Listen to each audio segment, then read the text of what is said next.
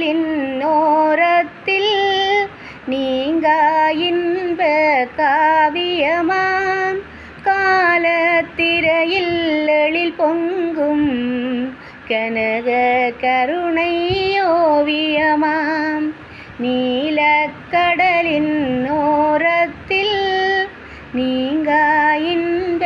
காவியமாம் காலத்திரையில் எழில் பொங்கும் கனக கருணை ஓவியமாம் தென்னை உயர பனையுயர செந்நெல் வளர்ந்து கதிர் பெருக